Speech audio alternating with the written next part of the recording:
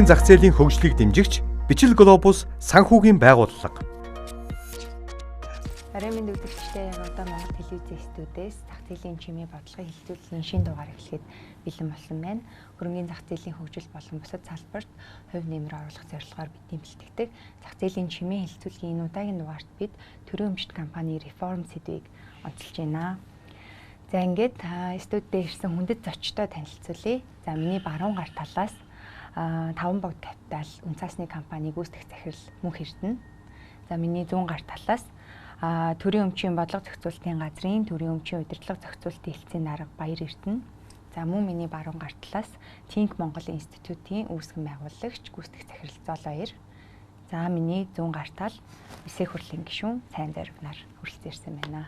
За урилга хүлээн авч ирсэн баярлалаа. За үргэлжлэн баярлалаа. За харин. За хэлцүүлэг маань ер нь бол их тийм чөлөөтэй явдаг. Тэгэхээр заавал миний асуултыг хүлээлгүйгээр та бүхэн бас хариулт дээр нь тулгуурлаад саналаа хэлж болно гэдэг эрхчлөлөө би бол өгч байгаа. За тэгээд энэ сэдвийг яагаад онцлог болсон бэ гэхээр мэдээж яг одоо цаг үеийн шинжтэй ингээд амар энэ асуудал бол их ингээд дахин ингээд яригддаг тийм онцолж яригддаг юм сэдв байгаа. Тэгэхээр бид бүхэн яг одоо түүнтэй холбоотойгоор 9 сарын сэдвийг ярих нь чухал байна гэж үдээ сонгосон байгаа. За энэ сэдвийг юунаас эхлэх гэж байгаа гэхээр цаг богино байгаа учраас би шууд 4 талыг төлөөлж ирсэн зочдоосоо асуух эхний асуулт гэвэл ийм асуулт байгаа. За төрийн өмчт компанийн Reform гэдэг сэдв нэлээд бас нөгөө нэг улиг болтлоо явчихлаа. Тэ одоо нэг хэд хэдэн Монголд юм улиг болсон сэдвүүд байгаа. Сүүлдээ одоо нөгөө хүмүүсийн чихний хажуугаар өнгөрөх хэмжээний юм сэдв болоход тавьсан байгаа даа. За гэвч ер нь бол айгу чухал давж тооцож энийг өөрчлөлт хийх ёстой гэдэг юм байгаа даа тий. За тэгэхээр би зочдоосоо юу гэж асуух гээд байна вэ гэхээр төрийн өмчт компани Reform буюу уг нь бол Reform гэдэг бол энэ бүрэн шинжилгээний тухай асуудал яригдж байгаа тий. За энэ асуудал яагаад энэ олон жил яригдаад дорвитой шийдэлд хүрэхгүй одоо байгаа вэ гэдэг дээр шууд л нөгөө асуудлыг яриад эхлэе гэж бодож байна л доо. За яг яагаад ажил хэрэг болж өгөхгүй байна? Яг ямар саад тийг сорилт тулгараад байгаа юм бэ гэдгийг Улсын хурлын гишүүн Сайн Зориг таньс эхлээд. За баярлалаа. За яг зүгээр маш олон хүчин зүйл байгаа. Тэгээ яг энэ дээрээс зүгээр нэг топ 5-ын яриач хөл би ч ихсаагаад бас хэлмээр санагдаад байгаа. Нэгдүгээрт яг зүгээр бид эдийн одоо улс төрийн хүсэл зоригийг би хамгийн түрүүнд таммаар байна. Энэ сэдв болгон одоо бүх намын мөр хөтөлбөрт байгаа. Бүх намын мөр хөтөлбөрт. Тэгээ энэ өөрөө эргээд улс төрийн хүсэл зориг байхгүй гэдэг зүйлийг ерөн зүгээр энэ шийдвэр гаргалтаараа бидэд харуулж байгаа. Ямар ч одоо бэлэн байдлын үнэлгээ нь хийгдээгүй, зах зээл дээр одоо терапийн зохицуулалтад уягдсан ийм одоо аж ахуй нэгж байгууллагуудыг ховшлох чагсаалтад оруулж дүүрс гэж шийдвэр гаргана. За эргээд одоо юу гэдэг энэ төрийн өмчийн одоо компаниудын засаглал менежмент бүтцийн өөрчлөлтийг дүн шингээс сайжруулж иж хувьчлаа шүү дээ. Эний чинь улам дангаалгаж байна. Өнөөдөр яг төрийн өмчөд 109 компани за эргээд энэ компаниуд 59 мянган ажиллаж байна. Энийний чинь цаана одоо ерөөсөө бас олон одоо их ашгууд буглагдсан байна шүү дээ. Энийг хадгалж үлдэх нэг юм байна. За улс төрийн санхүүжилтийн асуудлын цаана яригдж байна. За ингээд энэ улс төрийн төвшнгээс том юмнасаа гадна ерөн зүгээр Монголд бас нэг юм эрх зүйн тодорхойгүй байдал үе тоглоомын дүрмээс их ойлгомжгүй 30 жил явж байна. Маш олон салбар дээр. Ерөөсөө бид эдийн 1992 онд хийсэн энэ шилжилт чи ерөөсөө л хийн штэ. Энэ зах зээлийн эдийн засгийг хөгжүүлэх. Тэгээ энийг бид нар бусад орноос бас суралцаад түлхүү явуучих нь болцоо бол байсан уу байсан. За ингээ нэг гараанаас гарсан одоо ингээл Казахстаны жишээ байна л да. Одоо тэгээд тэрийг бид нар сүүлийн бараг 7-8 жил бас их хуулж ярьж байна. Яг Казахстан энийг бол төр оролцохгүй гэдэг зарчмыг нөгөө Yellow Page Rule гэж ярьдаг. Энийг бүр ингээд хуультай хийц. Тэр юу гэсэн үг вэ гэхээр хувийн хвшлийн өрсөлдөөн гарах салбар дээр төр оролцохгүй гэдэг ерөөсөө зарчим. Энэ өөрөө ихэд Казахстан энийг мөрдөж байгаа.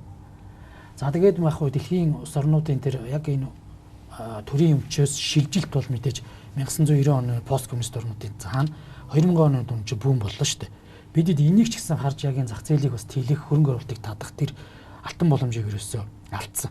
Яг хөө зөвхөн би одоо санаж байгаа статистикаар бол 2008-аас нэг 16 он дэлхийн хэмжээнд шүү. Дэлхийн хэмжээнд нэг өмч өвчлөл гэдэг нь олон нийтийн болгох юм процессор нэг 110 биллион доллароос ерөөсөө 266 биллион долларын хэмжээнд энэ зах зээл буюу дэлхийн эдийн засаг дээр ийм эргэлт явсан байна.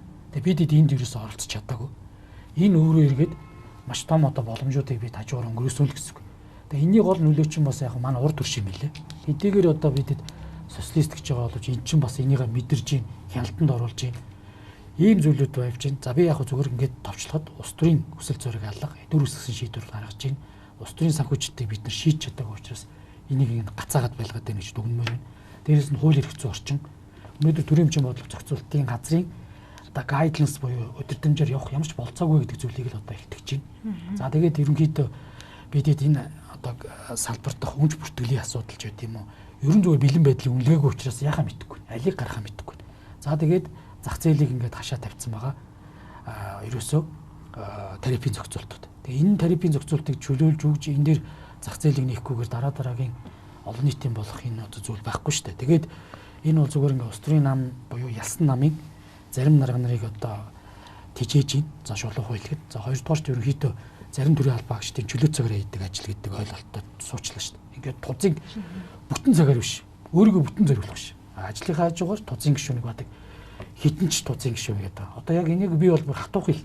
Өнөөдөр манай төрийн өмчийн бодлого зохицуулалтын газар яамдуудын дарга нар бол бараг супер хүмүүс шүү дээ. Хэдэн янзын тузад бөөнөр явж байгаа шүү дээ. Тэгээ энэ дээрээс асар хэмжээний цалин аваад ингээд зүгээр байлгаж идэг. Тэгэд ийм зүгээр олон зүйлүүд байна. Тэгээ эндээс мэдээж хувийн хвшил өнцгөө гаргаад ярих бах. Би бол хамгийн дөрөв тоглоомын дүрмийг ойлгомжтой бай. Хууль эрх зүйн орчныг гарга. Энийг хэрэгжүүлэхийн төлөө харин улс төрийн хүсэлт шахалтуудаа явах хэрэгтэй. Тэгээд энэний чинь цаана бол Монголын бас тогтолцооны том юм шийдэгдэнэ. Бидэд улс төр гэдэг энэ заваан зүйл лиг ангижрах, улс төрийн санхүүжилтд ангижрах. Ерөөсөө манай бүх олон улсын төвшөнд Монгол улсын сөрөг үзүүлэлтүүдийг гаргаж байгаа юм чи улс төрийн намын санхүүжилт төрийн өмч компани засаглалын асуудал. Авилгал. За эдийн засгийн тод бус байдал, төрдөх эдийн засгийн оролцоо. Өнөөдөр тоонууд хэлээд байгаа байхгүй, тоо худлаа хэлдэг гэдэг тий. 109 компани за эргээд энэ өмчийн яг өмчийн асуудал бол маш их найдаар яригдчих. За 26 их найд төгрөгийн орлого олж байгаа. За 6 их найд төгрөгийн ашигтай ажиллаж байгаа. Энэ ерөөсө 3 компаниас тэгсэн мөртөө шалтгаалж байгаа. Тэнгүүтээ төсөв дээр болохоор татврын орлого ерөөсө 92% татврын орлогоор явж хахад 8% нь татврын бус орлого тэн дундаа яг ногдол ашиг гэж жоох юм байна. Тэгээ энэ коэффициентүүдийг харахад ерөнхийдөө хаана юу гацж байгаа вэ гэдэг бол ойлгомжтой байна. Тэгээд энэ бол угаасаа Монгол улсын хөгжлийг чөтгөрсөн ийм зүйл байгаа. Энийг шийтгэх зур аргагүй л гэж зөв улс төрчийн хувьд бас ойлгодог. За баярлалаа. За Баяр Эрдэнэ даргын хувьд сая сайн дөрөв гишүүн хэлж штэ тий. Төрийн өмчийн бодлого зохицуулалтын газраас гаргасан гайдлайн хөтөч зөвлөмж ингээд асуудлуудыг тодорхойлоод өгчөж байгаа. За тэрийг дагахгүй байна. Ингээд улс төрчлөлт орж ийнэ гэдэг чинь тий. За энэ реформ ажил хэрэг болохгүй байгаа хамгийн гол бодит сорилт асуудал нь юу вэ гэж таарч. Яг орой мэл. Тэгэл ер нь бол төрийн өмчийн реформ гэдэг ярил бид нар бас нэг юм цаг хугацааны хувьд маш товчхон ярил 3 хэсэгт авч үзмээр юм бэл. Бид нар 90 оноос 96 он хүртэл бол үндсэндээ их хурцлал тий ер нь нийгмийн гол шилжилтийг хийсэн. Тэр үед бол монголчууд нийтээрээ бий болгосон хөрөнгөнийхөө өмчийнхөө за 60% бол үндсэндээ либералч чадсан гэж хэлж болно. За 1996 онд энэ төрийн бодлого орон нутгийн өмчийн хууль батлагдсан. За энэ хууль бол өнөөдөр бас хүчин төгөлдөр өөрчлөлт явж байна. Гэхдээ үндсэндээ 80% нь бас энэ хамтдаа бий болгосон хөрөнгийг либералчлах, хувьчлах, тэмэл агуулгатай хууль. Гэхдээ орон нутгийн өмч гэдэг ийм ойлголтыг бий болгосон. Тэгээ өнөөдрийг хүртэл хэрэгжиж ирэхдээ цаг үеийн нийгмийн хэрэгцээ шаардлагат бол бас нийцхэрэг болсон гэж үзэж болно. За миний санаж байгаагаар бол 15 оноос за бараг 12 оноос хойш энэ хууль эрх зүйн реформ хийгдэх маш олон төслүүд шийдлүүд яваад өнөөдрийг бол хэрэгжиж чаддаг байгаа. За өнөөдрийн байдлаар бол харин энэ төрийн өмчт компаниудын үйл ажиллагааг сайжруулах гэсэн нэг багц хууль. За тэгээд энэ төрийн бодлого орон нутгийн өмчийн хуулийн шинжилсэн найруулга юу нийтийн өмчийн тухай хууль гэсэн ийм хоёр хууль их оролд өргөн баригдсан байна. За тийм учраас хууль эрх зүйн реформ бол энэ хуулиудаар ингээд хэрэгжиж явах гэсэн юм хүлээлт байна. За төрийн өмчт компаниудын хувьд яг ямар асуудал байгаа юм бэ гэж. За яг нэг үгээр хэлэхэд өнөөдөр бол үндсэндээ 90 оноос 96 он хүртэл бол 2000 орчим аж ахуйн нэгжийг хувьчлаад тухайн үед үн ханшаар бол нэг 250 тэрбум орчим төгрөг одоо төсөв төлрүүлсэн байдгийг.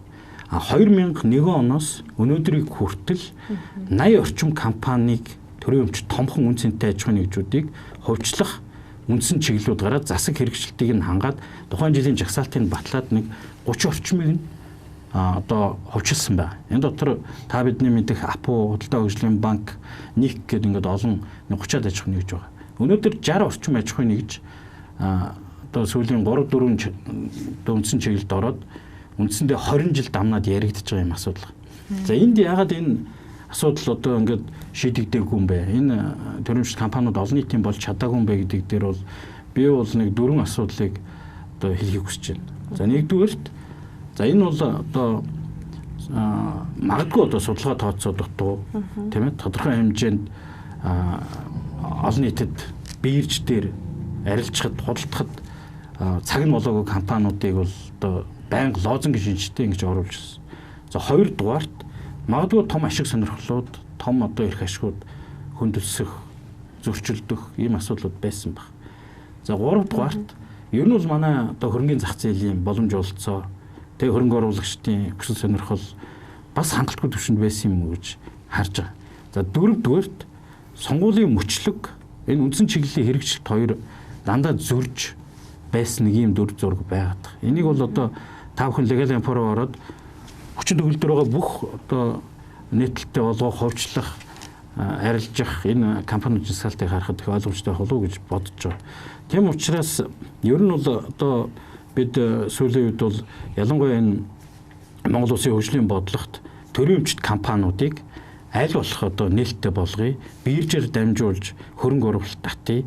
Тэгээд хувийн хвшлийн оролцоотой засаглал нь аль болох одоо улс төрөөс хол байх. Тэгээд бизнесийн зарчмаар ажиллах энэ зарчим руу явуулах гэдэг ийм одоо бодлого чиглэл бариад явж байна. За энэ саяны ихэнд тавьсан асуулт дээр таван богд капитал энэ цасны компани гүйцэтгэх зэрэглэл мөн хэртэн та ер нь бол ийм хувийн хвшлийн төлөөллүүд бол арай асуудлыг өөр талаас нь харж байгаа тий. Тэгэхээр таны хувьд энэ реформ ажил хэрэг болохгүй байгаа дээр яг бодитоор ямар асуудал байгаа гэж харж байна. За миний хувьд бол мөнгө IPO хийх юм уу, хөгжил явуулт юм уу, олон нийтийнх болд юм уу тэрэн дээр бол санхүүгийн зах зээл талаас тодорхой чадамжууд бололцоонууд бол бүрдсэн байна. Гаднаас ч гэсэн хөрөнгө оруулалт хийх сонирхолтой сангууд ч гэсэн байгаа. За хамгийн гол нь яг зөв бүтээгдэхүүнээ зөв үедээ одоо гаргаж тавьж зөв эхлэх нь бол миний хувьд хамгийн чухал байна гэж харж байгаа. За тэгэхээр тэр нь одоо ямар бүтээгдэхүүн юм бэ? Аль нь юм бэ гэдэг ингээд аваад үзэхээр миний одоо уншиж судалж мэдж байгаагаар бол Эрдэнэт баг. Хамгийн ихнийх. Эрдэнэт төлтөр. За нөгөө талаас ямар асуудал гарч ийн гэхээр энийг одоо ингээд хувьчлалын 10% нь одоо нөгөө ашигт мултиплын тухайн 5-6 те 10% нь гаргыг ингээд явъя гэхээр энэний цаана улс төрийн өсөх зорилго байна уу юу гэдэг төрөжиг гишүүн нийлдэг асуудал гарч ирнэ. Тэгэхээр би бол одоо шууд зандан шатар сайдд хандж хэлмээр байна. Тэгэхээр та бүгд маань өнөөдөр 30 жил энэ улс орныг ямар хэмжээнд хөгжүүлж авчирсан юм бэ? Хаана ирч вэ энэ улс орн? Тэ? Бүхэл үзүүлэлтээр дорой байна. За нөгөө талд гадаад орчноо мэдрэхгүй болохгүй наа. Дайн самун энэ тэндгүй ер нь бол одоо жижиг улс орнуудыг дарамтлах гэх юм уу, бойкотлох юм үйл ажиллагаа улам бүр нэмэгдэхээр. Тэгэхээр энэ цаг мөчид бид нэр төр засагт удирдлаганд байгаа хүмүүс зөв шийдвэр гаргахгүй энэ чигээрээ бид нар яваад энэ хээл хахуул авилгал гэдэг энэ асуудалтай идэгдээд бүтээмжгүй энүүгээрээ явах юм бол мөдгөн хэдхэн жилийн дараа Монгол улсын тусгаар тогтнолын асуудал ч гэсэн яригдана. Энэ бол нэг тийм холих биш гэж би бодож байгаа. Тэгэхээр бид нар энэ замаараа ингээ явсаар агаад одоогийн эрх баригчд маань тийм үү энэ замаараа явсаар агаад улс орноо ингээд дөрөтүүлээд тэр чигтэн дуусах юм уу? Ийм хүндрэлтэй цаг үед те эсвэл улс төрийн зоригтой шийдвэр гаргаад энэ том төрийн өмчт одоо стратегийн ордуудад зөв арга зам механизм хувь хэмжээгээр нь хувьчлаад ингээд үлдсэн амьдралдаа насан туршдаа те энийг хийсэн ийм реформер болоод түүхэнд үлдээд нэрэнд дурсагдаад явахыг хүсэж байгаа юм. Энэ бол одоо явж одоо төр засгийн удирдлагад байгаа хүмүүсийн одоо ир зэргийн асуудал байгаа байхгүй. Эргээд одоо хүн болж баг төрсний те зорилго тэр албан тушаалд байгаагийн зорилго ир зорилгоч өөр улсаар ногжуулах тийм үү. Тэгвэл одоо зорилгоо гаргая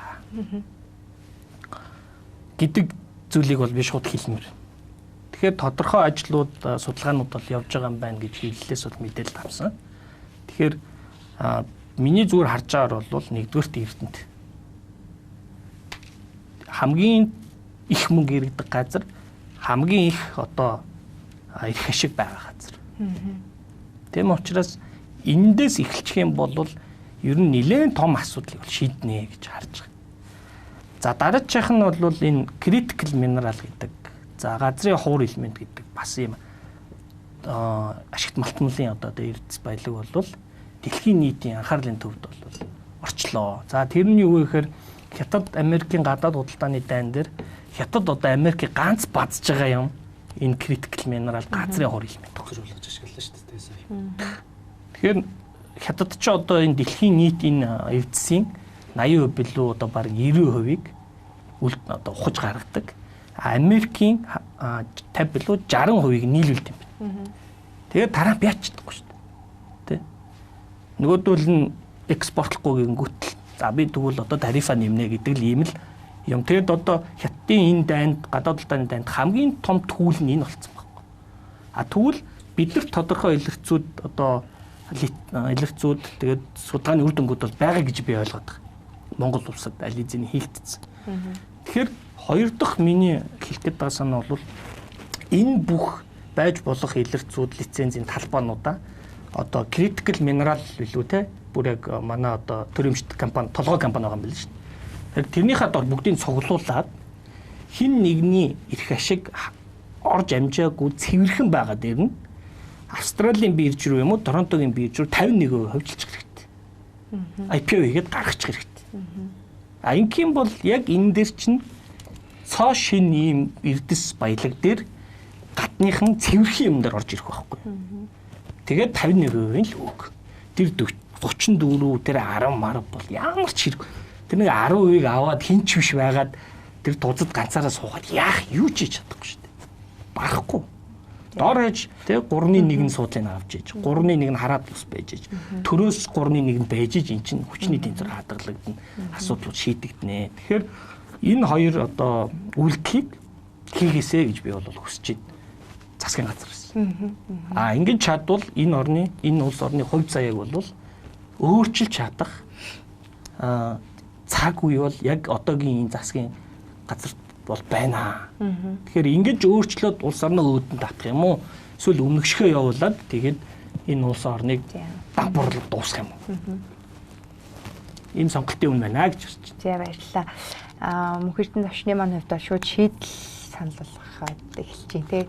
Тэгэхээр шийдэл рүү бас хэдүүлээ нэлийн нуцтай ярьнаа. За тэрнээс өмнө Think Монгол институтийн үүсгэн байгуулагч Зоолаяр яг одоо таны үүсгэн байгуулсан энэ институт болохоор яг иймэрхүү те нийгмийн асуудлууд дээр яг яагаад судалгаа хийж байгаа гадна талаас нь. За тэгээ мөн хөрөнгөний зах зээл дээр ажиллаж байгаа хүний хувьд энэ реформ яагаад удаашрал байгаа юм бэ гэдэг дээр ер нь удаашрал шүү. Эхлээгүй байгаа вэ те ажил хэрэг болохгүй байна вэ гэдэг дээр. За тийм ер нь одоо Think Монгол институт өнгөж байгуулж ажилласан манай нийгэмд чинь нөгөө хараат бус судалгаа бодлогын шийдэл санаа оноо гарч ирэхгүй байна те. Тэрийг л гаргаж ирээ ярилцсан хэлцээ. Тэгээд хурдтай хөдлөөл гэж одоо сая олон улсын нөхцөлөөр чинь дэлхийд даяар чинь маш хурдан өнгөрч штэ те өдгөлөг болгон өрөө болгон энэ болж байна.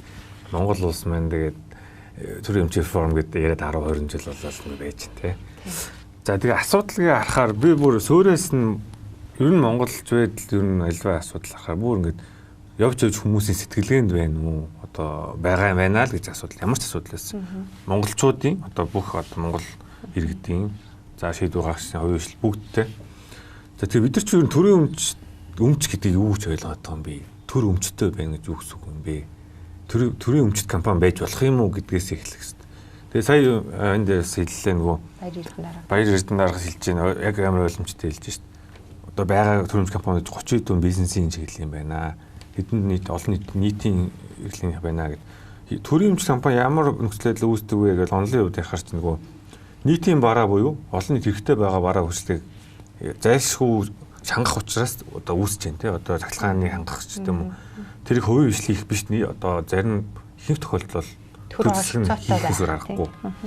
За эсвэл нөгөө зах зээл нөгөө стратегийн ач холбогдолтой дэд бүтц юм уу одоо байвал одоо төр болцоос хангах. Эсвэл төр зарим сектор, зарим салбарт нөгөө монополоос сэргийлээд одоо тэр үнэхээр л монополч гэдэг бол төр эзэмшдэг байяач гэдэг юм. Нөгөө ганц хувийн хвшил монопол байвал үнийг контролно гэдэг зүйл.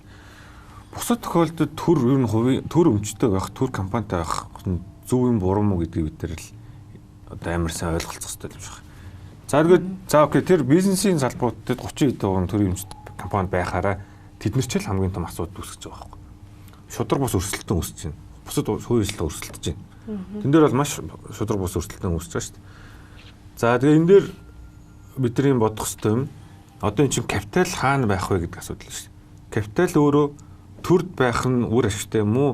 Хувьд байх нь үр ашигтай юм уу гэдэг дээр маш сайн бод. Тэгээ бид энэ дээр маш олон түүх байгаа шүү дээ. Одоо хувьд ороод одоо мэдгүй апу худалдаа хөгжлийн Монгол гэсэн хувьд гарснараа ийм хэмжээнд хүрсэн ч юм уу тий. Төрөмд байсан бол энэ хэмжээнд хүрэх үү мэдгүй. Тэгэхээр миний зур хувийн бодол бол төр бол тэр бизнесийн шин чанартай өмчөө аль болох одоо бүгдийг өөрөөсөө салгаач. Бизнесийн чанартай төрөмж байхаараа нэг талаас яг төрд илүү хөнгө олж байгаа юм шиг мөртлөө нөгөө талаас эн чинь төрийг өөрөө авилгалт идүүлж авахгүй уусаа аргагүй шүү дээ. Нөгөө улс төрчдийн доор нь тийм олон их наядаар компани байхаар тэнд яаж утсан цэвэр байх аргагүй. Тэгэхээр ял болох энэ дээр нөгөө одоо нөгөө байж байгаа шинэ засгийн газар гарахаараа нэг юм IPO их төрөмж компани лист гаргадаг те сая 2-ыг гаргасан өмнө 27 компани ч лүгээд дунд нь ингээл нийтийн бараа үйлчлэгээ үзүүлэх компаниуд ч явж байгаа шүү дээ. Энэ дээр бид нар чинь ялгамар шүү дээ. Бизнесийн чиглэлийн компаниудыг бол хөвчлөнө гэдэг хөвчлөн гэх юм уу одоо төр илүү хувьчлал өгнө гэдэг дээр бодлого зөв явах хэрэгтэй юм байна л гэж. Тэгэхээр асуудал бол одоо суураар яг. За тэгээд саяны шалтгаануудад бүгднтэй санал нийлж байгаа. Шалтгаанууд бол бид нар мэдээд байгаа. За тэгээд шийдэл дээр л миний бодлоо за дараа нь ярина гэж ойлгож байна. Гэхдээ шийдэл юм хэлж байна. Би яг зүгээр энэ ярианаас бид нар төрийн төр өмчтэй байх үгүй гэдэг юм туйширсан буюу хоёр талт маргааныг ерөөсөө татгалзах хэрэгтэй. Тэгэхээр юм баланстай юм. Угаасаа дэлхийн одоо тэ либерал эдийн засаг төр ч гэсэн төрийн өмч компани байж байгаа. Тэгэхээр бидэд ерөөсөө энэ төрийн өмч компани гурван ангилмаар байгаа. Татан буулгах, олон нийтийн болгох буюу төр тодорхой багц авч үлдэх. За төр одоогор яг төр одоо эзэмшилттэй 100% байлгал. Энийг бидэд ангилах хэрэгтэй. Хоёрдугаарт яг би зүгээр энэ засгийн газраас өргөн барьсан хуулийг одоо анх бичиж 18 оноос хойш бичээд 21 онд одоо Нямбатар сайд үед өргөн барьсан хүний хувьд бол мэдж байгаа. Энэ хуулийн философи нь юу гэхээр бид нар манай тэр сэтгэлгээн суучаад байгаа өмч өвчлөл буюу непотизм явуучих үедээ гэдгээс болгоомжилж бичвэл. Өөрөөр хэлэх юм бол хин нэг шийдвэр гаргагч эргэн тойрны хүмүүс төрийн өмчийг өөрсдийнхөө эрх ашиг зориулаад өмч өвчлөл нэрээр авчихгүй. Энэгээр буцаагаад улс төр тодорхой эрх ашигуудыг залахгүй гэдэг энэ зүйлээс бид нар одоо тэ ангид байх хэрэгтэй гэдэг философоор бичиж буюу олон нийтийн болох асуудал ирсэн. Олон нийтийн болох гэдгийн цаана бол хяналт гэсэн үг. Ерөнхийдөө төр байх уу, хувьд байх уу ялгаагүй энэ ерөөсөө хяналтыг бүрдүүлэх гэдэг л асуудал. Илт бод. Дээрэс нь Монголд одоо бидэд нэг юм сэтгэлгээ байгаа шүү дээ. Баялагийг хүртээ гэдэг байгаа боловч ерөөсөө уулуурхаа биш байхгүй. Энд чинь өөрөө эргээд нэг үнцасны зах зээлийг эдийн засгийн хэрэглэлд оруулж бидэд баялагаас яг бодиттой өртөнө. Тэгэхээр яг 90 оны сэтгэлгээнээс гараад олон нийтийн болох гэдгийн цаана 100% хувьцааг нь одоо тэ биржээр арилжж болж байна. Тодорхой хувийг гаргаж болж байна. За эсвэл бүр тодорхой хувийг бүр хаалттай байдлаараа ажилчдууд нь өгдөг практикуд байна. Өөрөөр хэлэх юм бол Америк болон одоо Их Британд байна. Их Британд бол одоо Тони Блэрган одоо сая өчтөр хурлын дарга бас ном нээлээ. Ерөн зүгээр сайн жишээнүүд байдаг шүү дээ. За ерөн зүгээр сая энэ үйл явц юу харагддаг гэхээр за би одоо бас компани нэрийг андуурч магадгүй. Би одоо зүгээр санджаагаар жишээ нь Их Британд тодорхой хувьцааных 10%-ийг нь ажилтан зориулна гэдэг энэний сайн жишээ чинь Royal Mail гэдэг нэг компанийг Их Британд гаргаж 10% өгсөн. За тэр 10% бас хоёр янзтай. Тэр чигт нь өгөөд явуулдаг байхад Чи энэ ажлын байран дээр доктортой ажиллаад байвал хадгалагдана, гаруул чи компанида буцааж өгөн дараагийн үнийг аавна. Энэ өөрөө иргэн хяналтын системүүд байхгүй. Яг ингэж одоо юу гэдэм бэ? Ерөн зүгээр энэ нэг баялагийг хит нэг талд нь савлаж биш, эндээс олон хүмүүс өр өгөөж хүртэх тэр одоо бодлогыг л цаана энэ дэлхийн нийт хэрэгжүүлээд байна. За тэгээд сайн жишээнүүд байна. Жишээ нь одоо ингээд бид эдийн одоо өмч өвчлөх зорилго энэ одоо богшсон зүйлүүдийг одоо болиё гэж яхад жишээ нь францчууд бол сая 2010 оны дундуур Песопон бол явж исэн шүү дээ. Бид стартап компаниудаа санхүүжилтийг нь босгож ирэхэд бол байгаа зарим төрийн өмч компаниудаа IPO хийж гаргана гэдэг зорилго нь өөр. Тэгээ бид ер нь энэ асуудлаасаа бодоод би одоо баг шулуухан хэлэхэд ерөөдөө татан буулгахаа чагсаах хэрэгтэй. Тэгжээд л ингэдэг байхгүй. Татан буулгачмаар хэдийгээ ингээл баг IPO нэгэл нөгөө сонирхол татхууц байх хэрэгтэй шүү дээ. Хүний нэг тийм апти төдлөх хэрэгтэй байхгүй. Апти төдлөх юу ч байхгүй. Зах зээлийг өгдөөх юм санал болгодгоо. Тэгээ шулуухан ирэхэд Эрдэнэт мят энийгээ 100% эсвэл одоо шилжүүлж чаддгүй юм бол нэг 50% ч юм уу 40% гаргая л та ихнийг чинь эсвэл 34% ч юм уу. Ингээд үзэх хэрэгтэй байхгүй. Тэгэхээр бидэд ерөөсөө тийм апти төдлөх буюу тэгээ яг манай сая төрийн дааталтанд цаас даруух хэлж байна. Би сая тоо статистик хэллээ шүү. 2008-аас 2016 оны хооронд дэлхийн зах зээл дээр энэ хувьчлал гэдэг юм олон нийтийг одоо аливаа төр улсад байгаа өмчүүдийг олон нийтийн болох үзэгдэл дээр 266 тэрбум доллар эргэлцсэн. Бидэд энийг өмөрсөн байхгүй. Энийг хамгийн их ашигласан хүн бол манай урд төрш. Технологитой нь урьсан, хүний нөөц мэдлэгтэй нь өрөөд авсан. Тэгээ хөгжил гэдэг чинь дүрэг ингээ гүйчихэж байгаа байхгүй. Бидэд ард нь ингээл гоцорсон ийм л байгаа. Тэгэхээр ерөнхийдөө энэ хандлагаасаа бас байгаа шүү. Тэгээд яг хуу энэ компаниудыг олон нийтийн болгох гэдэг үзэл санаагаар энэ хууль бол гарах ёстой. Энэ дээрээс манай одоо уучлаарай нэрийг яаж магадгүй яг тийм апти хөдөлгөх буюу яг тэр тийм бэлэн байдал нь ойлгомжтой зах зээл сонирхох тийм бүтээгдэхүүнийг гаргаж өгмөр байгаа байхгүй. Тэгээ хүссэн үсээгүй тарифын бодлогоороо зах зээлийн бизнес болж болох салбарыг бидэд 30 жил тарифын бодлогоо барьсаар аваад хүний нөөцгүй болгоод технологийн шинжилүүлгүй болгоод энэ өөрөө иргэд нийтийн үйлчлэгийн салбар болгочоод одоо бидэд тэрийг нийгмийн сайн сайхны төлөө ийм салбар байд юмаа гэж яриад байдаг. Энэ бол үгүй юм билээ. Би жишээ нь нийслэлийн засаг даргатын орлогч хийж байхдаа хогны тарифыг бид нэр өсгөхөд хогны компаниуд шууд ингэж өндийж хувийн хвшлэр босч ирж байгаа шүү дээ. Урд нь үгээр жижигхэн мөнгө тавьчихаар хувийн хвш сонирхдгүй. Тэгээд орон нутгийн өмчт компаниуд тэрийг нь зөөж хас дутуу зөөдөг. Тэгэхээр энэ өөрөө иргэд бид эдийн ингээ бодлогын алдаа буюу энэ хууль эрх зүйн дүрмийн алдаа. Тэгэд энэ эрх зүйн тодорхой бус байдал гэдэг бол ерөөсөө тэнд хулгай үүрэлт юм байна. Тонуул элбэгшт юм байна. За эргээд ер нь тэгээд энэ баялагын шудраг ус хуваарлт тэнд явагдд юм байна. Энийг одоо тодорхой непотизм болд юм байна.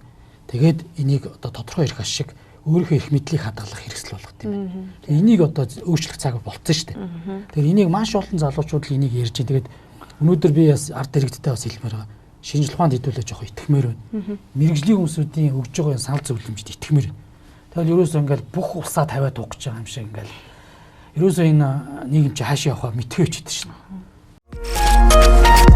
Хөрөнгийн зах зээлийн хөгжлийг дэмжигч Бичил Глобус санхүүгийн байгууллага. Баяр эрдэнэ дарга илүү тодорхой мэдээлэл өгвөл энэ ингээл одоо ярьж штэ мөнх эрдэнэ захирал бол тэ эрдэнэ төлбөрөөр эхлээд авчлаач гэдэг ч юм уу тэ энд ингээд хүнийхээ анхаарал татах компанийг авчлаач гэдэг ч юм уу. Тэгэхээр энэ одоо бол тавьсан зорилтод Миатын тухай ярьж байгаа тэ хамгийн түрүүнд одоо авчлах компани дээр тэ энэ компаниудыг тэ яаж ирэмбэлж гаргаж ирж байгаа юм бэ гэдэг дээр та тэгэхээр бид нар одоо жишээ нь засаг дээр сая одоо нэлээд олон талаас нь ярьжгаад 20 компани лист гаргаж ирээд за тэрнээсээ шигшээд нэр бүхий одоо 9 компани дээр жишээ нь тогтсон юм а. Тэгээд тэр дотор бол уул уурхайн компаниуд ч бий.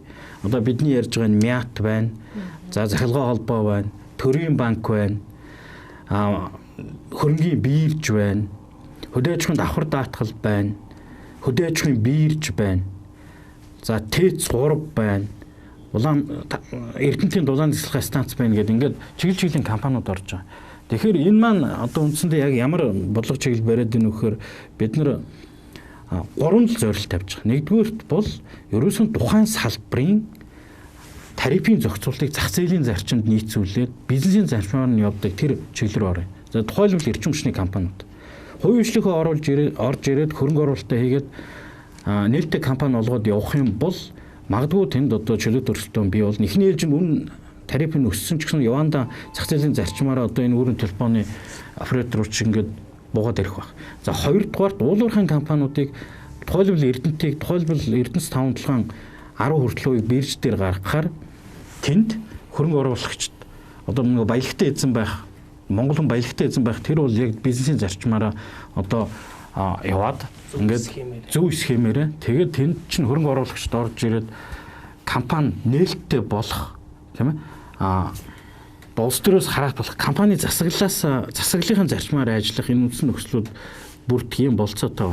Зөвхөн нэг зүйлийг онцч хэлэхэд ер нь бол одоо байгаа хүчин төгөлдөр хуулиар хувьчилж үйл болох жагсаалт гэдэг зүйлийг их хурл баталдаг. Тэр зүйлээ бол 99 онд хамгийн анх баталсан. За тэр баталсан жагсаалт дотор одоо өнөөдөр ингээд нэг хавтгай дээр буулгаад харахаар үндсэндээ Эрдэнэтийн төрийн мэдлийн хувьцаанаас Эрдэнэтийн төрийн мэдлийн хувьцааг бол худалдаж болохгүй жагсаалтанд одоо байгаа. Эрдэнэт концерн бүр яг тэр үеийнээр захилгаан эрчим хүчний чиглэлийн захилгаан дамжуулах үндэсний сүлжээ буюу 110 кВт-аас дээш одоо шугамыг бол худалдаж болохгүй. Энэ 100% төрийн мэдэлд байна гэж байгаа. За зарим нэг одоо юу гэдгийг энэ биогийн одоо нөгөө малын вакцины хийдэг биокомбинат, зооносын үндэсний төвч гэдэг юм маш одоо чухал юм улс үндэстний эрхч холбоотой юм стратегийн барилга байгууламжууд дэд бүтцүүд байгаа. Түүнээс бусдын нь бол бүх компаниуд, бүх одоо чиглэлийн байгууллагуудыг бол ямар нэг менежментээр одоо хувийн хвшлийн оролцоотой явуулах тийм боломж бол байгаа. Тэгэхээр бид нар энийг л гэж юусоо бодохгүй. Юу яах хэрэгтэй байна. Зарж болохгүй. Бид нэг юм айцдаг тийм үү үл үзэгдэгч нэг зүйлд нэг юм юмд хөтлөгдөөд нэг юм өөрөөрөө өдөрлөө тавьчихад байгаа байхгүй.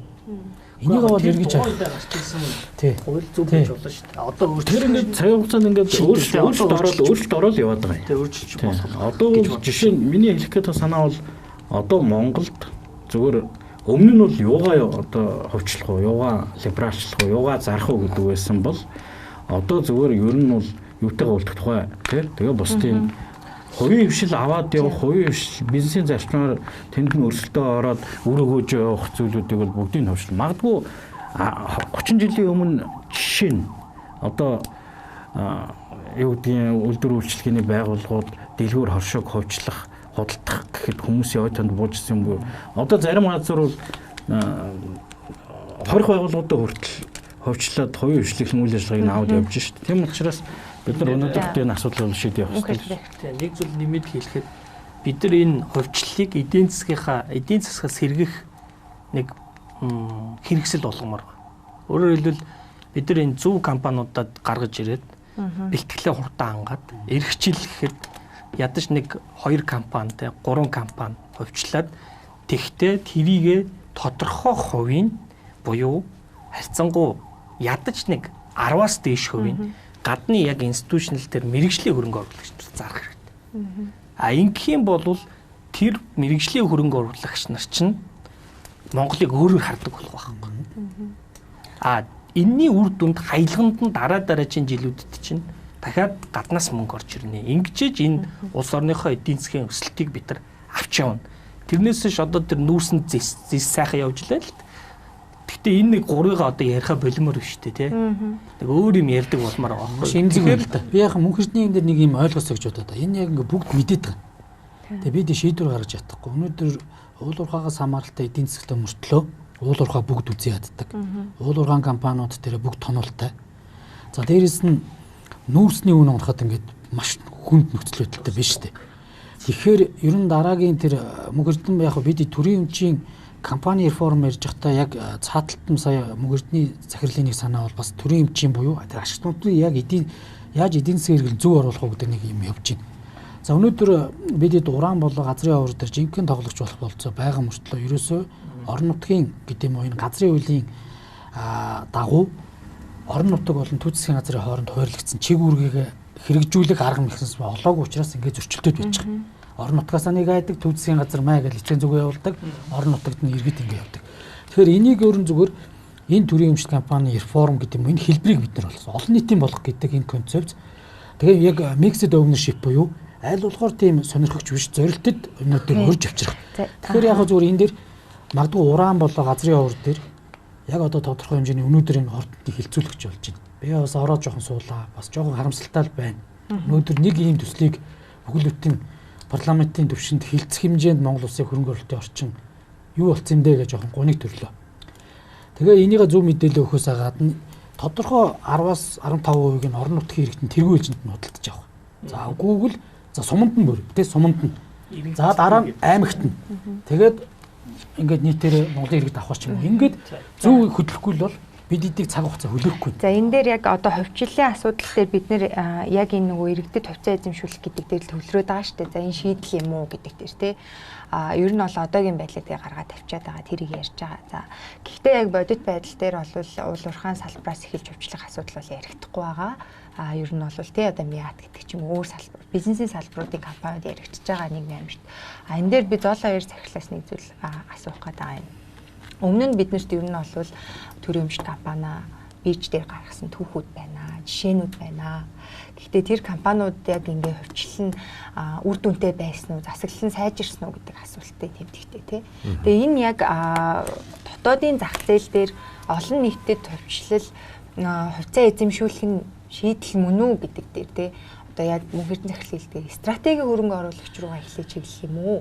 Яг энэ хөвчлөл гэдэг нэрийн дороо олон нийтэд зүгээр хувьцаа эзэмшүүлээд дараагийн төрийн банк, дараагийн Монгол шуудан, дараагийн хөрөнгийн бирж болох юм уу?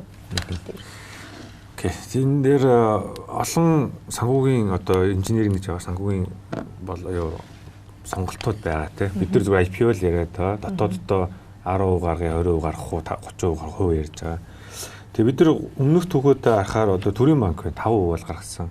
Тэгсэн мөртлөө одоо хүртэл хэмнэлтийн тухай хуулиа барина. За төрийн банк одоо IPO ч юм нэмж хувьцаа гаргана, боон гаргана гэл ингээ яриад гадшаага одоо яаж мөнгө босгох юм, яаж гадныхан ярих юм, гадшаа явна шүү дээ.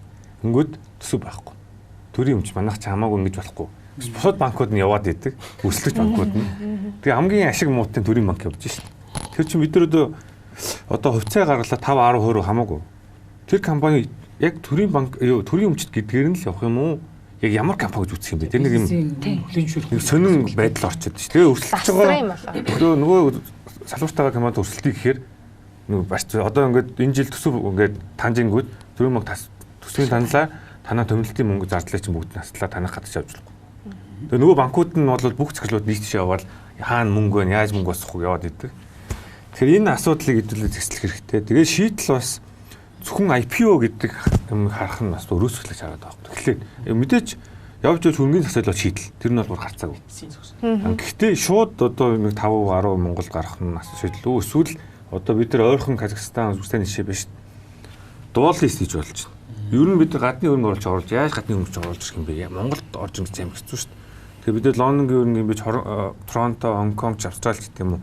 Тэдгээр хөрөнгөний биржтэй хамтраад Монголдоо ч гаргая, тэндээ ч гаргая гэдэг юм руугаа нэгт харах хэрэгтэй байна. Одоо Казахстан, Үзбекистан бол яг л хийж байгаа. Саяхан өнгөрсөн 7 хоног, 2 хоног Астанагийн хөрөнгөний бирж, Хонконгийн хөрөнгөний биржт хамтраад дуал лист анх удаа ингэж хиттийн компани Казахстанд ч Хонконгч давхар гарч байгаа байхгүй. Энэ шийдэл байж болно. Энэ шийдлийг яагаад харж болохгүй гэж.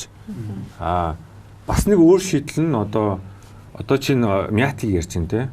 Юу Астана, Air Astana гэдэг Казахстаны одоо airline байгаа. Тэднийх анх яасан гэж анх байгуулахдаа л 49%-ийг нөгөө Base System гэдэг Английн компанид өгсөн. Тэр компани нь тэр Air Astana-г 10 хэдэн жил хөгжүүлсэн менежментийг нь, бодлогыг нь гаднаас бүгдийг нь хөрөнгө оруулсан. Тэгээ нэлээд сайн болсны дараа IPO хийж байгаа байхгүй. Лондон, Казахстан давхар IPO хийж. Тэгээд дүү компани 49%-ээс 10 хэд хүртэл хувиа гаргаад гарсан. Төрн 51%-ээс 33% руу бууруулаад одоо эзэмшлээ басгаж шүү дээ. Тэгэхээр бид нэр зарим одоо төрийн өмчүүд дээр яагаад 49% ч юм уу? Яг стратегийн хөрөнгө оруулж гаднаад өрж болохгүй гэж. Яг тэр стратегийн хөрөнгө оруулагч нь манай төрийн өмч компаниудыг дараагийн түвшинд гаргах гэдэг байхгүй. Яг л бид нар нэг юм бодох хэрэгтэй. Одоо нөгөө сайн зөргөж шиг хэлээд нөгөө хэрэг ашиггүй шахуу ч юм уу эрсдэлтэй хөрөнгүүдийг ингээд жижиг хөрнөөс өгөх гэдэг шүү дээ. Одоо Монголын нэг 10-20 мянган нөгөө хадзаа яриад байгаа байхгүй. Хадзааг хэрэгцээ өнөөдөр шүү дээ. Нийслэл хилтэй хамтаа нэг юм яаж замын хурамжаа жоохон нэмээд яг бодит зах зээлийн зарчмаар нь харин чанартай замыг л үзүүлж байгаа.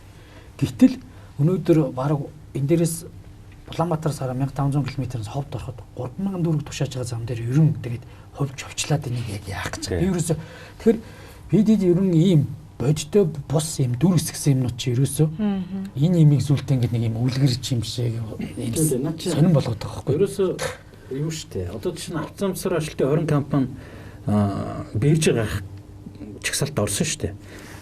Тэр азцаа чинь өөрөө нь 3 тэрбумын активтэй. Тэгэд улсын төсөв дээр жилд нэг юу гэдгийг 1.5 тэрбум орчим төгрөгний. За ер нь бол дунджаар 1 тэрбум орчим төгрөг л байдаг. 900 сая орчим төгрөгний зам засвар ажилтны мөнгийг тэн одоо гэрээгээр аваад тэгээд зүгээр замлцдаг байхгүй юу? А замын яадгүй гэхээр зам чинь өөрөө улсын чанартай орон нутгийн чанартай зам чи улсын өмчт байж идэг. Тэгээд тэр тоолын мөнгө төгрөг одоо юу гэдгийг замын хураамжийн мөнгө төгрөг бол азан руу орохгүй шүү дээ.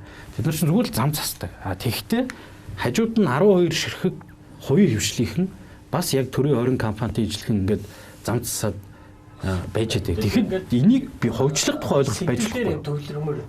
Тийм. Тэгэхээр 20 компаниас тэр нөгөө сүүлийн 3.1 дундлын 3.1 бол одоо өнөөдөр ярин сэдв би биш гэж. Тэгэхээр бид нар бол яг тэр бизнесийн зарчмаар ажиллах ажиллаж байгаа тэр том тухайлбал тэр мятц. За энэ компаниудыг яаж нээлттэй болгох юм, яаж IPO гаргах юм, яаж өөрийн хөгжин сайжруулах юм. За уулуурхайн стратегийн орд газарт үйл ажиллагаа явуулж байгаа энэ уулуурхайн том компаниудаа яаж нээлттэй болгох юм, яаж менежмент засаглалыг сайжруулах юм, яаж олон нийтийн хяналтанд оруулах юм гэдгийг давчих. Хувьчлийнхэн маань юу яриа. Хардаа энэ яг нэг юм байна. Хоёрын нэг санаа ингээд тавцаад байна л да. Улс төрийн хүсэл зориг байхгүй гэдгийг би хэлээд байгаа боловч улс төрийн циклээс зөрж байгаа гэдээ манай албаны хүмүүс хэлж штэ. Тэгэхээр уг нь бол одоо өргөн баригчид байгаа хууль дээр яг ээлж сонгуулийн дараа ялсан нам шууд зарлах хэрэгтэй. Энэ сектор төр юмтайгаа үлдэн бус юм дээр оролцохгүй гэдэг. Өөрөөр хэлэх юм бол энэ дэрийн чинь тэгээд бодвол чинь зарлахгүй white paper альч нам. За white paper-ыг за хийж чадахгүй байна. За бас ингээд тухай бүрдээ оруулах асуудлыг юус оруулж ирэхгүй. Тухай бүр. Зарим орнууд ч ингээд механизмыг бол өгöd байхгүй. Тухай бүр нэг компани харамж оруулж ирж болно. White paper буюу 4 жил яг сонгуулийнхаа дараа зарлал гэдэг нэг зүйлийг хэлж байна. За тэгээд одоо яг тодорхой хэмжээний үнэлт орж ирж байгаа юм. Тэгээ би энэ дээр ганцхан юм хэлэх гээд байна. Ерөн зүгээр яг энэ эдийн засгийн төлөвлөлт бодлоготойгоо уялд болоо зарим энэ одоо хувьчлалын асуудлыг авч орж ирэх асуудал нь эдийн засгийн хөгжлийн юм байх хэрэгтэй юм шиг л. Харин тийм шүү дээ. Гэтэл гол юм хийгээд байдаг, тэндээс бодлого хийгээд байдаг, энийг нь дэмцэн юм орж ирдгүү хитэн сайдуудын хоорондох хэрүүлийг л одоо манай төрийн хэмжээний бодлого зохицуулт нэг юм зохицуулал байж байгаа байхгүй. Тэгээ яг энэ дээр манай сууж идэг. хувийн хвшил хэлнэз өшөө юмнууд байгаа. Ямар шийдвэр жижиг ашигын асуудал бидэд орхигдуулаад байгаа нэг зүйл. Яг энийг бас нэг өдөөж өгөхгүй юм чи жижиг хувьцаа эзэмшдэг ирэх ашиг Монголд хамгаалдаг учраас энэ засгийн зах. За мөнгөнд дахиад юмаа хэлээ. Тэгээд бид тэдний сүүлчийн 10 минут эхлэх гээд байна тийм. За та одоо энэ хувьцаа хөвжил нь олон нийтийнх болгон гэдэг бид нар хэсэг боломжтой байх хэрэгтэй. Олон нийтийнх гэдэг бол бас нөгөө талдаа хэний ч өмч биш байхгүй юу? Таны сайн хэлдэг жижиг хувьцаа эзэмшдэг ирэх ашиг хамгаалах схем зохицуулалт нь байхгүй бол тэр 10,000 ширхэг 100,000 хүн тэр компани 10% эзэмшиж яах яаж чадахгүй. Ямар ч санал ирэх байхгүй, юу ч болохгүй, хинч биш байхгүй. Тэгэхээр хувьжил дээр бол миний санал бол юу вэ? 49% багтаа. За болж игэл 51% хувьчлаад тэрнийхээ атлист 34% энэ төр институционал том хөрөнгө оруулагчид өгөө. Гадны мэрэгжлийн дотоодынх биш шүү. Одоо дотоод энийг хэрэгжүүлэхээр нөгөө нэг бас нэг хууль байгаа юм байна шүү дээ. 5-аас дээш үзүүлж болохгүй гэдэг. Тэрийг бол тодорхой салбар байгаа тийм. Үгүй, ерөөсөө ингээд тийм. Тэгэхээр тэр 5-аас дээш үзүүлж болохгүй гэдгийг бол гэдээ бас 5-аас дээш үзүүлж болохгүй гэдгийг гадаадын хөрөнгө оруулагч нарын хувьд бол тэрийг анхдагч тийм хамаг үргэж байгаа. Хамаг үргэж байгаа юм чи тэр 34% авч тэр хүмүүс чинь 2-3 дуцтаа тавьж яасныг итгэл үнэж төрнө. А тэгээд нэг 5-10% үлдсэн хувийн иргэдэд санал болгоод одоо мөнгөө төлөөд авах нь бол ингээд төлөөд авч болно шүү. А эсвэл энийг бол улсаас өнгө өгж гинэ. Одоо үрдэс тавлгаж өнгө өгцөө байгаа шүү дээ. Өнгө өгж гинэ. А энийг мөнгөөр худалдаж аваарай гэж зөв энэ retail investor, institutional investor төрийн одоо төрийг төлөөлж байгаа хувь хэмжээ зөв микслэхгүй бол энэ чи явахгүй. Харин энэ дохиог уг нь бол ингээд хөгжингүй орнууд OECD-ийн тэр хэлээд байгаа. Цаашдын нөгөө ownership-ийн бодлого бол тийм mixed болчлоо шүү. энийг бодож хууль эрх зүйн орчноо бүрдүүлээрээгээд хагаад манайх тэрийг юусо тоох. Тэр хувь хэмжээний асуудал аягүй чухал. Тэгээ нөгөө хоос айдас ярьдаг. За ингээд бүх юм яриад байдаг. Тэгээ уг нь бол энэ улсын хурл дээр яваа хуулиар гарчмаар. Энэ хууль дээр бол энэ бүх зүйлүүдийг л Одоо дээр хөрөнгөний биржийн засаг өөрчлөгдөөгүй. 34% авчлаа үстэй тий. Ялгаагүй шүү дээ. Нөгөө Монгол шуудан 34% авчилсан. Арай нэг дээр болсон. Яа тэгэхээр явсаар агаад тэр нэг хувьцаа эзэмшин 34 33 эдөө байна. Ингээд авчихаар тодорхой павертай болоод туцдаа үнэ тавиад шийдрээ гаргаад бизнесийн зарчим руу явсан. Төрийн банк 5% авчихсан. Ямар ч үр дүн байхгүй. Тэнд нэг хэдэн мянган хүн суугаад юу ч өөрчилж чадахгүй. За. За баярлалаа. За нэвтрүүлгийн маань сүүлчийн 8 минут эхэлж байна. Энд яах вэ гэхээр дөрөв зочин маань ер нь бол 2 минутанд багтаагаад за хамгийн ойрын хугацаанд хэрэгжиж болох үйл шийдэл санал болгооч гэж байгаа тийм яг энэ бодитоор гэх юм ерөнхийгөр биш гэх юм бол 2 минут багтаагаад санал хэлээч гэж байгаа. За би баярлаа гэж хэлэх юм бол ер нь цаг болчлоо гэж ойлгоорой. Тэгэхээр сайн дөрөв гişүүдээс. За би яг зүгээр одоо улсын хурлын гишүүн учраас бодлогын талаас нь хэлчихье. Тэгээд ер нь зүгээр энэ тоглоомын дүрмийг ойлгохтой болохын тулд хурдан бодит акшн нэмээр байна. Энийг одоо парламенттай бас уриалж байна. Одоо тэнд ажлын хэсэг байгаа. Би үгүй ажлын хэсгийн гишүүн мөртлөө ажлын хэсэг мань хуралдахгүй. Энэ зүйлүүдийг хурдан нэмээр байна. За бодлогын түвшин тэр улс төрийн сонгуулийн дараа white paper-аар зарладаг тэр бодлогыг хэдүүлээ хэрэгжүүлээ. Эсвэл төсөв дагж орж жил болгоно хийдэг юм. Эсвэл жилийн дундуур ч хамаагүй тухайн нэг компаниар нь орж ирдэг. Ер нь энэ зах зээл гэдэг энэ юм чинь хүлээхгүй. Бидэд энэ алтан боломжийг алдаж болохгүй. За хоёрдугаарт яг зүгээр зах зээлийг өдөөх буюу сонирхол татах үс байлгаач. Тэгээд ерөнхийдөө хүн эрх ашиг хамгаалах тэр болцоотой буюу тэр мэрэгжлийн хөрөнгө оруулагч нь орж ирэх болцооноос гадна жижигүүд ч гэсэн энийг одоо тэр сайн менежментийн үр ашигыг хүртэж баялгаасаа хүртмээр байна. Бидэд уул уурхайн баялагийг нэг компанид чи гэж яхаас илүүтэй яг энэ өнөөдөр газрын явар гэдэг урааныг бид нар листед компани болгоод ингээ явах юм бол бүгд баялаг хүртэх гэдэг. Тэрнээс биш өнөөдөр жижиг 5-7 нэг ногдол ашигыг хүлээж хэрэггүй. За магадгүй өнөөдөр 5-7 ногдол ашигаар нь хүртэл бид нар тодорхой хувьцаа эзэмшигчдийг орон нутгаар нь яаж байгаа. За танаа ховдод тийм үү хөшөөтийн ургаа дээр чинь яг энэ үгээр чинь хөрөнгө оруулалт хийгээд станц барыг бүгд энийг зөрүүлээд хувьцааг нь эзэмшчих тийм үү. Хавтгаад нь мөнгө тараагаад ерөөсөө ингээд нэг юм амтны хүрээлэн фармер байлгаж байгаа юм шиг л ингээд бид энэ чинь өөрөө ингээд сэтгэхгүй болоод ёс суртахууны бүр ингээд гүнзгий хямралд орчлоо шүү дээ. Тэгээ энэ одоо асуудлыг буюу change culture буюу энэ одоо зүйлийг л өөрчлөөд тэгээ бодиттой алхам хийя, бодиттой акшн хийя л гэж л одоо байнга хэлж байгаа. Энийгаж одоо хэрэгжүүлэхийн төлөө явна гэж хэлмээр байна. За баярлалаа. За баяр эрдэнэ дарга. Тэгээ ер нь бол төр одоо хамгийн түрүүнд аль салбарт ямар чиглэлд бизнес хийх юм бэ? Өмчтөй байх юм бэ? Төрийн өмчт компани байгуулах юм бэ? За ямар оролцооны хяналтын багцтай байх юм бэ? За аль эсвэл аль салбарт юун дээр огт оролцохгүй хувийн хвшилтанд даатгаад явах юм бэ? За аль чиглэл дээр аль одоо нийтийн үйлчлэгээний нийгмийн сайн сайхны төсвийн тулд ямар ачаа үүрээд 100% энийг аваа явах юм бэ гэдэг энэ 3-4 чиглэлийг тодорхой болгочмоор юм бэл. Тэгээд өөрөөсөө оролцохгүй гэж бодож байгаа одоо тэр бизнесийн одоо ажлуудаа бол ерөөсөө хувийн хвшилд үе шаттай өгöd биржээр байна уу, дооролтын шалгаруулалт байна уу, гадны хөрөнгө оруулагчд оруулж ирнэ хамгийн оновчтойгоо нөгөөд явуулчих хэрэгтэй. Стратегийн хувьд дэд үтс дээр юм одоо стратеги уулуурхад дээр төр ямар оролцоотой байх юм гэдгээ маш тодорхой болгоо явуучих хэрэгтэй. Энэ дээрээ бол магадгүй алтан хувьцааны зарчимч үйж болно шүү дээ. Заавал одоо юу гэдгийг ноглаш аавн гэхээсээ илүү хориг тавьдаг нийтийн эрх ашигт одоо халтай тийм шийдвэр юм гарвал тэрийг нь одоо вето болгодог тийм зохицуулалтаа хийгээ явуучих хэрэгтэй. Баярлалаа. За мөнхөрдөн захирал. За төр засгийнхаа удирдлагуудад хандаад төрүүжих юм нэг товчхон бас хэлмээр байна. Гадаад орчин улам таагүй болж байна. Манайх шиг жижиг улс зөв одоо менежментээ хийж өөрчлөлт шинжилтээ хийхгүй бол энэ улс орн бол хэдхэн жилийн дараа маш хүнд байдалд орно. Энэ бол нэг муу ёрлоод байгаа юм биш. Энэ угаасаа харагдаж байна. Тийм учраас өнөөдрийн төр засгийн удирдлагад байгаа хүмүүст бол хувьсгал хийх хүү эсвэл одоо энэ явж байгаагаараа цаашаа үргэлжлээд явах уу гэдэг түүхэн шийдвэр, түүхэн сонголт хийх эрх нь гарт нь байна. Тэгэхээр улс төрийн эрх зөргөө гаргаад, иргэнийхээ эрх зөргийг гаргаад Монгол улсын одоо тий аавын хувьд, ээжийн хувьд тийм үү, эхнэр нөхрийн хувьд энэ улс орныг ирээдүйг сайхан байлгахыг гэдэг энэ шийдвэрийг гаргаасаа гэж нэгдүгürt би бол хүсэж байна. Хоёрдугаар түрүүжээ хэлгээд Эрдэнэт хамгийн ихнийх. Дараа нь миний хар бол тэр газрын уур элемент байна. Гуравдугаарт бол тэр ховчлолоо хийгээд олон нийтих болох гэдэг дээрээ бол түрүүж ярьсан энэ холимог байх хэвээр. 49%, 51% хвчилмаар байна. Тэгжээж үр дүн гарна. Ингэхийн бол манай тэр тодорхой одоо компаниуд ордуудыг хөрөнгө оруулах, гадны хөрөнгө оруулагчид бол зөндөө байгаа. Энийг бид нар бол авчлах боломжтой. Энийг ингээд бид нар хийчих юм бол гадныхныг эрхчлээс илүү анхаарлын татна. Ингээд цаашдаа тогтвортой нүүрс зэсалт гэдэг юмнаас хамааралгүйгээр эдийн засгаа өөдөн татаад уртцаандаа явах ийм боломж бол байна. 1 минут 47 секунд болсон байна.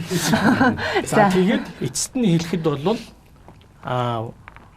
энэ ирээдүйн төлөө эрсдлээ гаргаад юун төлөө одоо тэр төрийн өндөр албан тушаалд очсон. Эрсдлээ гаргаад шийдвэр гаргаж өгөөч. Хойч үе ард түмэн чинь те хувь хүмүүс бид нар залуучууд бүгдээрээ сайхан амьдармаар байна. За баярлалаа. Задуулаа ярьж. За бодит шийдэл, богино хугацааны шийдэл гэсэн болохоор би надад бол ганц л юм санагдаж байгаа. Бидэд юу шийдэх гээд байна те одоо энэ засаглалыг сайжруулмаар байна. Үр ашигыг сайжруулмаар. Ер нь энэ хөрөнгийг л хамгийн үр ашигтайгаар яаж ашиглаж болох вэ гэж бас Монгол улстай. За тэгээд олон нийтэд бас нэг юм баядлын хуваарлт гэдэг маягаар өмчийг түгээмээр байна. За олон улсын гадны хөрөнгө оруулагч оруулж ирмээр байна. Тэгээ бүгдийн цогцоор нь шийдэх юм бол дэлхийн олон улсын томоохон asset manager гэж байдаг. Хөрөнгө удирдагч компани л оруулж ирж энэ хөрөнгүүдийг удирдуулах хэрэгтэй байна. Яагаад гэвэл монголчууд хоорондоо удирдах ч өөрөө хэцүү байна. Яагаад гэвэл ашиг сонирхлын зөрчил одоо юу гэдэг. Тэгээ бидний чадамжийн асуудал ч хэцүү байна. Яг үүндээ ийм хөрөнгийг удирдах чадамжтай одоо менежер Монголд ч байхгүй. За олон улс зээл зарна үр ашигт хамгийн өндөр үр ашигтай байлгаа гэдэг бол asset manager гэдэг фирмүүд байна. Одоо саяхан mining week-ээр манайх бид Franklin Templeton гэдэг Узбект яг ийм сан хийж байна. Узбекийн төрөмж реформыг утгаар нь хийж байгаа. 1.5 их $80 дэлхийдээ удирч байгаа Franklin Templeton Узбекистаны 18 төрөмжт компаниг базаад хөрөнгө оруулалтын сан болгоод тэрийг Лондон, Ташкентэд одоо гаргаж хөрөнгө оруулж татаж менежментийн тэр чигээр нь одоо өөрчлөлт явж байна. Тэр шийдэл тэдний айл хэдийн хийгээд эхэлсэн байна. Тэгэхээр шийдлээр бол ойрын хугацаанд хамгийн ойрын хугацаанд Franklin Templeton мэтийн одоо глобал дэлхийн хамгийн том asset manager өөрч авчирч тэднэрт л зүгээр даатах. Тэд нар бол хамгийн үр ашигтай шийдлийг л гаргаж ирнэ. Альч төрөмжтөрөөс. Тэгэхээр энэ л богино хугацааны шийдэл үл энэ юм бол харж байна. За баярлалаа. За энэ хүрээд бидний зах зээлийн чимээ бодлогын хэлэлцүүлийн удаагийн дугаар өндөрлөж байна. Тэгээд цаг бол маш давчуу байдаг. Тэгэхээр харин тэгээд юм ярмаар л. Харин тэгэхээр дараачиудаад бас бүгдээрээ ингээд ширээ тойрч суугаа тэг ярих боломжууд олно гэж итгэж чинь. Тэгээ ямар ч байсан өнөөдөр бидний цаг хугацаагаа зориулж ирээд үнтэй санал зөвлөмжүүдээ өгсөн зочидтой бүгдэнд нь баярлалаа. За баярлалаа. За баярлалаа. Ингээд энэ хүрээд энэ удаагийн дугаараа өндөрлүүлье. Зах зээлийн чимээ бодлогын хэлэлцүүлгийн эх сарын дугаараар иргэд уулзтлаа баяртай.